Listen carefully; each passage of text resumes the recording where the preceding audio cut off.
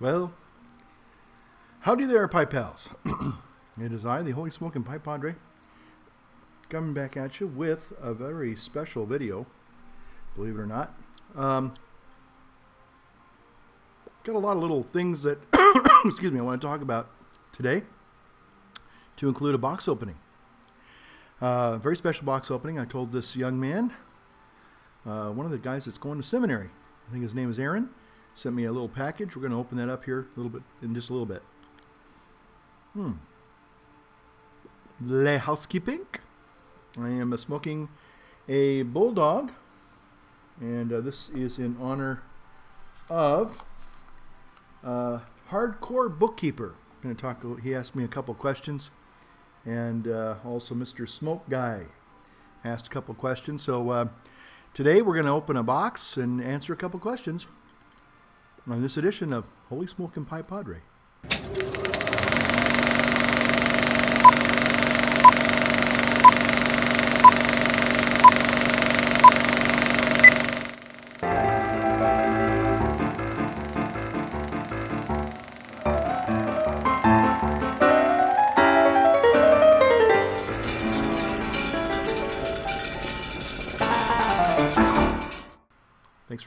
Thanks for tuning in. Okay, so we're sitting here on a really warm, actually I'm being a little bit facetious in saying warm, it's hot, you know, pretty warm here in the northern part of California here where I live. And let me just make a couple of quick adjustments. As you're seeing my ugly mug, but what I'm trying to do here is set it up so it doesn't go to sleep on me and turn off the computer. Okay. So, I got a nice package, and I promised a little box opening for this. So we need something. This is a big box, folks. Let's take a look at this box here.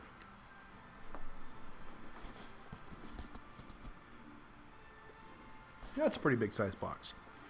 And it says Fragile on it. So it must be from Italia. And so anyway, we need something that's going to really be able to open this. Well, not to worry, because I found a little knife that I think was going to help me do this. And here it is.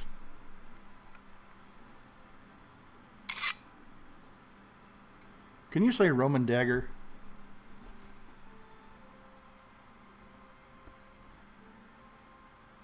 Okay, let's see what we got in here. Now, it does say fragile. I better take my pipe out of my mouth because I probably I can't smoke and walk and chew and open boxes at the same time. So let's see if we can, I feel like I'm doing a sword trick here. Gotta be careful where I step this thing. Okay, all right, let's see what we got here. Let's see what we got here. Okay, here we go. Aha. Whoa. Aaron, if you're watching, I hope you're not squeamish. Okay. I think I got the box open. Okay. Let's see what we got in here. Let me put my dagger away. Never know when you might need to have a little dagger party for a Caesar. Okay. Caesar salad, anyone? What a cut up. Okay. Uh-oh. Well, we got something in here. Looks like one of those. Well, is it a hat? Is this a hat? Hey, it kind of looks like a sombrero. Hey. All right. Well, let's see what we got here. Maybe it's a snake. Oh my goodness. We've got... Oh. This is interesting. Making the initial cut from a dead mulberry tree at the farm. Wow, check this out. Holy Smoking Pipe Padre. Whoa. Oh, okay. Well, this is believe it or not, this is Aaron's. This is awesome, folks. Aaron made a pipe from a mulberry tree. I don't know. It says that. Well, I'll read the note in just a minute. But here he shows some pictures of the process. This is interesting. Of him, making his first pipe, or at least making a pipe here. Okay, so he's making a pipe. Okay, there's another picture of him making a pipe. Look at that. I've never seen such a thing. Okay, and okay, boring the fulfilled pipe attempt. Anyway, so here he is, a young pipe carver. Aaron, that's awesome. He kind of reminds me a little bit of Chris Perillo. Anybody know who Chris Perillo is? He's a tech guy. He's awesome too. So anyway, all right, Aaron, let me see what you got here. You got a couple of things in here, and I really appreciate it. You shouldn't have done that, but that's nice. Oh my goodness! I was thinking about going out and getting some more nightcap in honor of Dunhill Man UK. Thanks, Aaron. That's awesome. That's awesome. I was just hoping to have some of this tonight. I'm going to probably smoke this tonight for some very special reasons. And I don't know if I'm going to smoke it in your pipe. Maybe I'm going to give it a try. Oh, here we go. Oh, that's great. Well, look at this. Here's Aaron's pipe here. It says pipe Padre. Or oh, there we go. I read it. Was reading it backwards. Pipe Padre. And well, Aaron, you know, I'm going to try and smoke this unless I'm going to read your note real quick, and if it says don't try and smoke this, don't do this at home, don't do this without adult supervision. But that's really an awesome looking little pipe there. I mean, whoa, isn't that something? Oh, I'm sorry, you're not seeing it. Isn't that something? That's really great. Now, the bowl there, it's mulberry. I don't know if mulberry can be smoked. It reminds me, I talked a little bit about chess pieces in my one of my videos about going to seminary and how intriguing chess pieces were. And this kind of reminds me of a chess piece. It's kind of like that same wood they'd used to, the blonde wood they'd used to make the chess pieces. I think this is awesome. Let me read his note there and see if I can, if it should be smoked. Oh, I've got some more tobacco here. Okay. Okay, he gave me some GLP's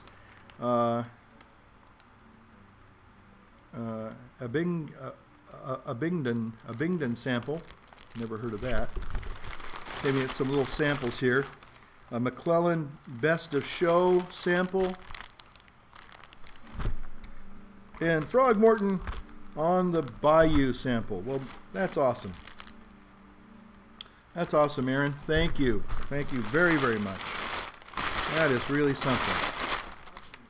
And the fact that you took time out to make a pipe is awesome. And here's a note that it just simply says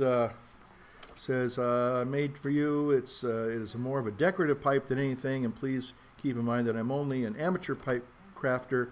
Please also enjoy some of the fine tobaccos and photos of the pipe throughout the pipe making process. Many prayers headed your way as I enter seminary.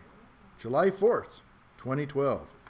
It's kind of like written on the Declaration of Independence here, There's a John Hancock at the bottom, and Thomas Jefferson, and John Adams, and a whole bunch of people. Anyway, that's really neat. I can't thank you enough. That is awesome. That truly is awesome, Aaron, and all I can say is thanks. And I want, if you don't mind, send me a PM, because I would like to try and smoke this. If you think I shouldn't try and smoke it, and I just kind of keep it as a little mantelpiece thing in my office, this will definitely go in my office, because I put a little bit of my personal memorabilia in there, and I have my Marine Corps swords, and I have my stuff from Bosnia, and I've got little things that tell a little story about the old Holy Smoking Padre that people really don't maybe get a chance to know. But this is really cool. This is awesome. I have a cartoon caricature of myself when I was in Bosnia that a young guy drew for me, and I just thought that was the neatest thing. And maybe I'll share that with you guys sometime, but it's just a very special memento. But this is kind of like a little, YouTube pipe memento. I mean, I have my pipes that I smoke, whether it's my, my Dunhills, little legacy white dot, she's a good girl, as our dear friend in the UK would say. But something like this is unique. It's clearly this is something that a little labor of love there, and somebody was thinking about trying to make your day, and kind of goes back to what Jay was saying about having a positive influence, and this is what this community seems to really be a lot about. People trying to reach out and just say hello and interact with people. That's great, and do kind things like this. And I just think this is awesome. What you could do, what I could do, is find just a little stem even and put that in there. That's awesome. I love it. I love it. Okay, again, thanks, Aaron. That's wonderful. And I love the pictures and everything. Okay, moving right along here, folks. I may be making another video later this evening. When Country Don Pipe Smoker, or my buddy Don, comes in, I don't think he's ever gotten up on YouTube because he doesn't have the bandwidth out there in Grass Valley, California. He doesn't. So, okay. The next thing I want to talk about real quick is I had Smoking Pipe Guy. I'm sorry, Mr.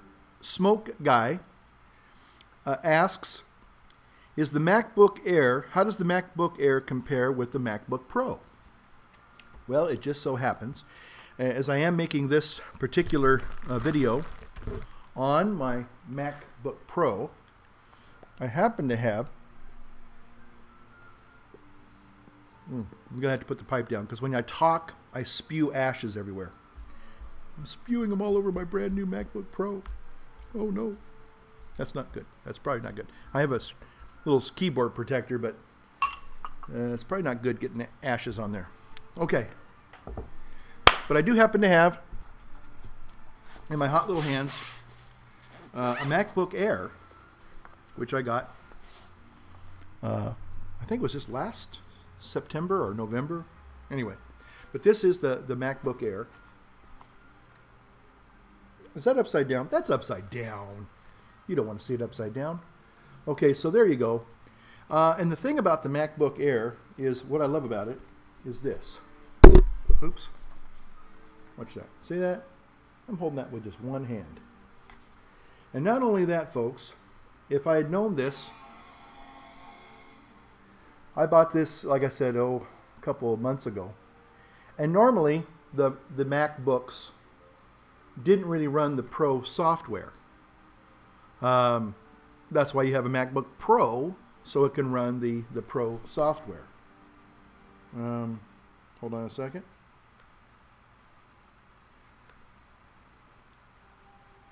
Type in my little secret squirrel password.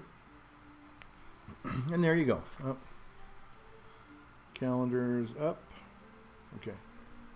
But there you go. Now, right after I did my very first Final Cut Pro on the new MacBook Pro, Final Cut Pro 10, I should say, on the MacBook Pro. After I found out the secret on how to upload and export, and then finally, of course, upload it to YouTube, what I thought was, I want to see if the little MacBook here, MacBook Air, can it actually run Final Cut Pro 10? And believe it or not, I was shocked. I actually have a video here. It did green screen and everything in Final Cut Pro 10. This little video, maybe you can see it right there. Oops, right there. That's a little video. And it rendered it perfectly. It exported it perfectly, and it was great. Wonderful. So, again, who knew? Again, most of the MacBooks, now again, I wouldn't say it was, I guess when it comes to some of the 3D editing software like the Motion, I don't think this is going to run Motion to save your life. It might, but I haven't tried that. I know on the other MacBook you couldn't really run motion. It was just they weren't. It wasn't handled. It couldn't. It just couldn't do it. But running Final Cut Pro, who knew? So anyway, this is great, and the reason I love it is just like this. You know, this is just so lightweight and so, well, do I dare say it, airy. So again, Mr. Smoke Guy, I hope that answers your question. How they compare? Well, they compare very favorably with one another. You know, I would tell you, if you're interested in getting, now if you were just doing basic computing and you were just doing internet stuff and word processing and, you know, something like iLife, iMovie, GarageBand, this would be something you might want to get instead of the MacBook Pro. I tell you, it's a great little machine, and you know, I can use this in my office if I have to go somewhere and I don't want to take anything bigger than this. Yeah, this is the little guy for me. Okay, let's try this one more time with the belching bulldog here, and again. Mr. Smoke Guy. I'm sorry. Nope, that was the wrong guy. Okay. Okay, and then finally, Hardcore Bookkeeper. He asked a couple questions about theological question, and then he asked me a pipe question. And the theological question was about Freemasonry. And what's the stance of the church on Freemasonry? Freemasonry, and I'm not going to get into this other than to say that traditionally, and this is not trying to antagonize people who may be Masons, because I'm not here to do that, but I can say that traditionally, the Masons have been antithetical to Catholicism. Okay, they were opposed to it in the early beginnings of Masonry. So. For some reason, they just they kind of looked upon the Catholic Church as their enemy, or is something that they were against. So that's basically that in a nutshell. Okay, so I'm not trying to be controversial, but I'm just trying to answer a question, and you can certainly go online and Google it or Wikipedia it, and you can find out that. You know, in the early origins of Masonry, they were, you know, being a secret society and everything. But I do know that they have been opponents of Catholicism. Okay, I mean the adversaries are antagonistic towards the Catholic Church. That's not saying that all Masons are anti-Catholic. I'm just saying that the tenets of Masonry, Freemasonry, have been very hostile to Catholicism. Okay. Okay. Then our Hardcore Bookkeeper asks about Bulldog pipes and Dark Twist. Wonderful tobacco, Dark Twist. Now I will be honest.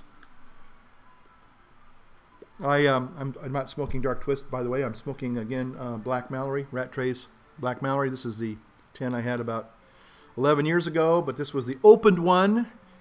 And it basically ties in what I want to say is that, you know, if you're not fully enjoying your Dark Twist, you said you kind of like it. It was not bad.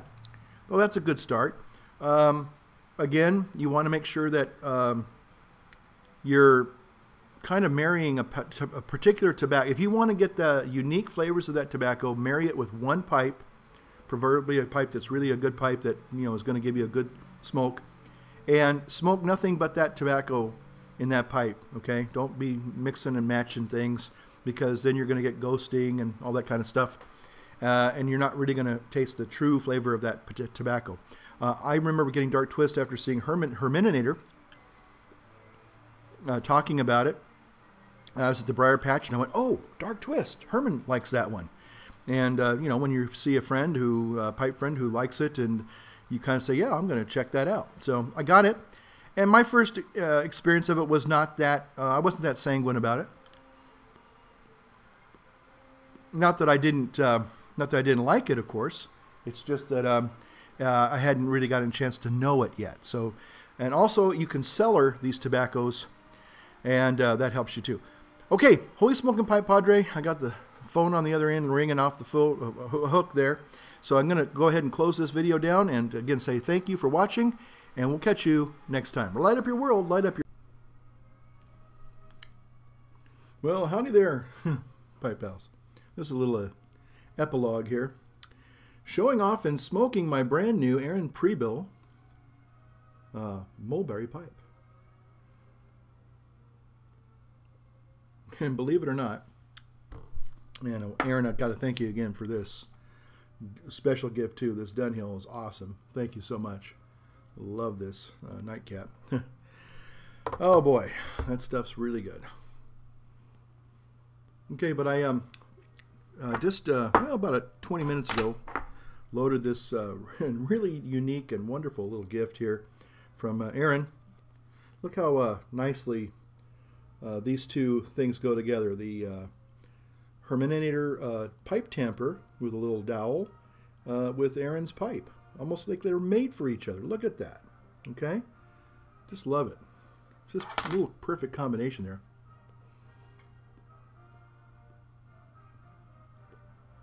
Anyway, I've been smoking about 20 minutes in this little pipe, and I got to tell you, she's a good girl.